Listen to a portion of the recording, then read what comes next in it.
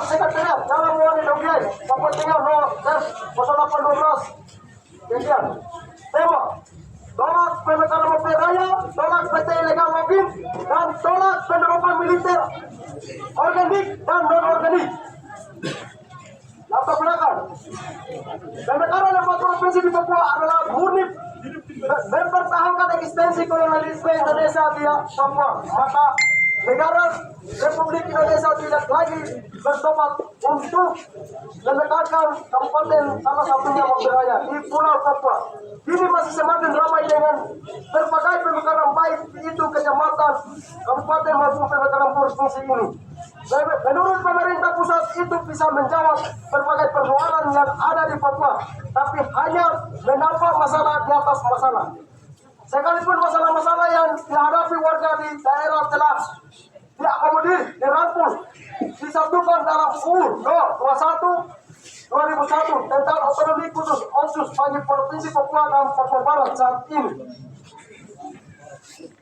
Pemberlakuan OSUS telah menginjak usia sudah 25 tahun, tetapi substansi dari UU OSUS masih tetap tidak direalisasikan melalui program dan kebijakan-kebijakan yang bernuansa kekerasan dan konflik berbagai aktor utama oleh militer.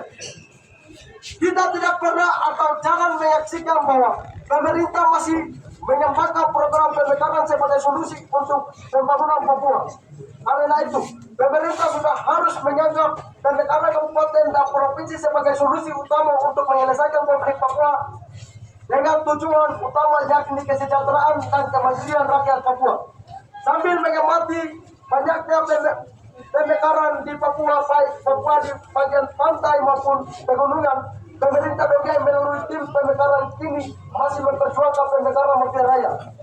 Ada kenyataan bersama bahwa upaya pemekaran mobil raya ini telah diupayakan oleh pemerintah di Kabupaten Dogiai. Bupati Kabupaten Dogiai telah terbukti membentuk tim pemekaran mobil raya tersebut. Tim pemekaran ini telah dibentuk sejak 27 Mei 2014 di Kabupaten Dogiai. Berdasarkan data atau laporan dari sejumlah pejabat beroperasi di Kabupaten Dogiai bahwa tim ini dibentuk berdasarkan instruksi langsung dari 01 Dogiai. Nampak sekali ada unsur kesengajaan dalam pembentukan tim pemekaran yang diketuai oleh pasukan sekutu untuk menyiapkan berbagai administrasi seperti membuat bahan sosialisasi tentang pemekaran, koordinasi sosialisasi dengan berbagai sektoral stakeholder dan berbagai kelengkapan lainnya. Juga tim ini ditugaskan untuk mencari orang-orang yang berkepentingan tertentu untuk menarik perhatian dan dukungan secara paksa dan mewujudkan upaya pemekaran tersebut.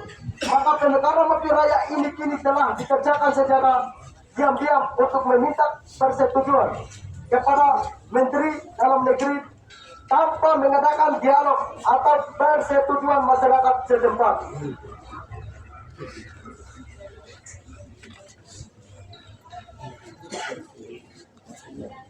Ketika upaya ini telah diketahui oleh kebanyakan warga Dogiai, maka mereka pun menolak secara total. Penolakan rakyat atas upaya pemekaran mobil raya itu dapat dinyatakan melalui berbagai pertemuan, cara dan tindakan.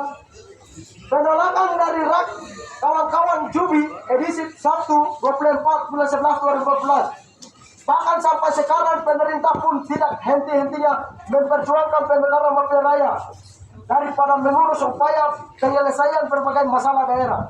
Oleh karena itu, kita dapat menyimpulkan bahwa sebenarnya pemerintah tidak serius membangun pembangunan bagi warga di Kabupaten Dogiai.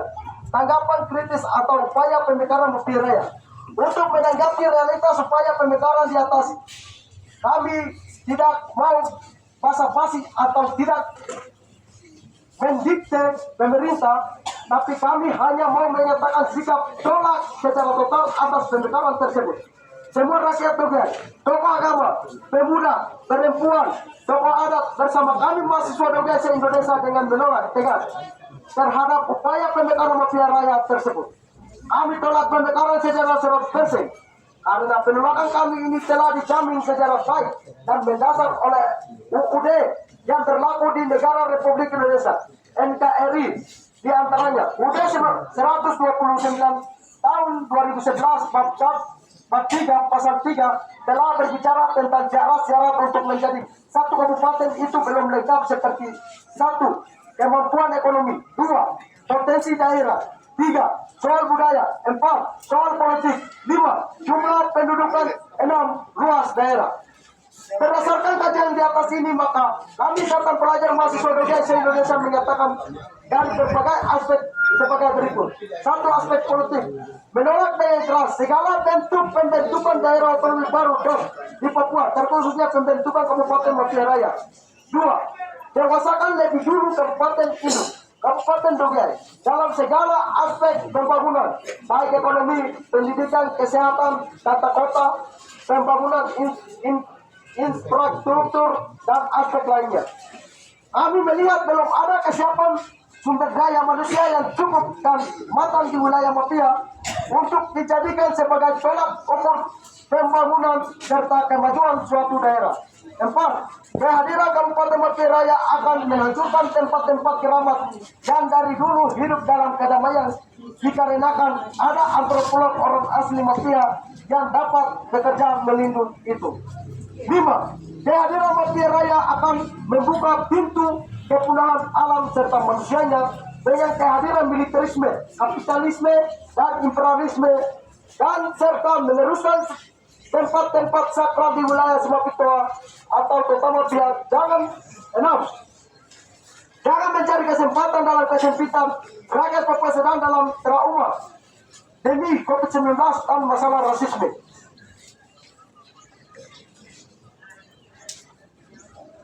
Aspek-aspek hak asasi manusia. Adanya UUD 1945 dan 1. Adanya UUD 1945 dan hukum mengandung unsur-unsur kejahatan dan kekejaman bagi eksistensi Papua. 2. Proyek perusahaan yang telah masuk di wilayah Kota Mafia dilakukan tanpa dibekali dengan regulasi hukum yang kuat dan adili sehingga menimbulkan banyak konflik antara masyarakat dan investor. 3. Beberapa kasus pelanggaran HAM tidak pernah diselesaikan secara adil oleh pemerintah atau kelompok elit politik lokal dari asal Mafia. 4.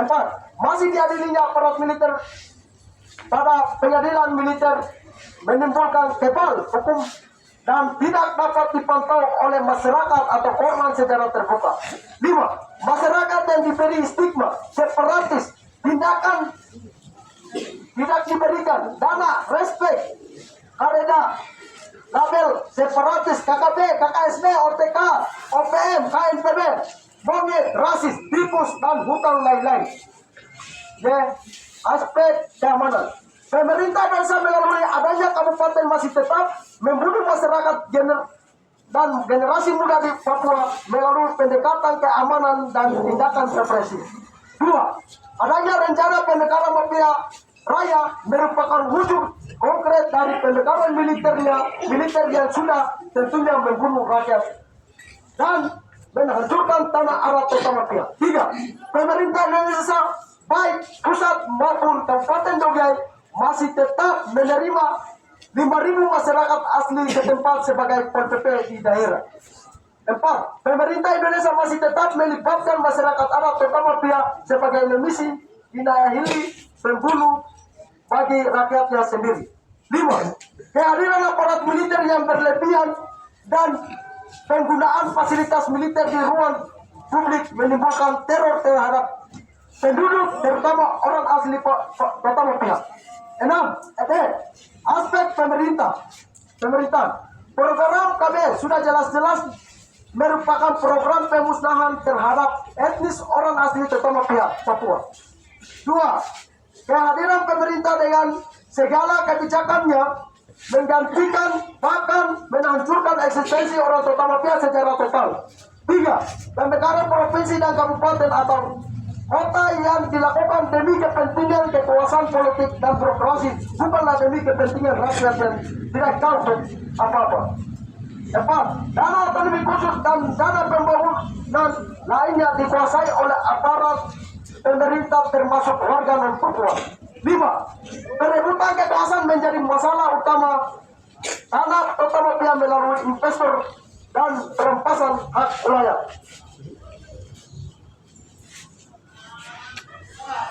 Aspek pendidikan.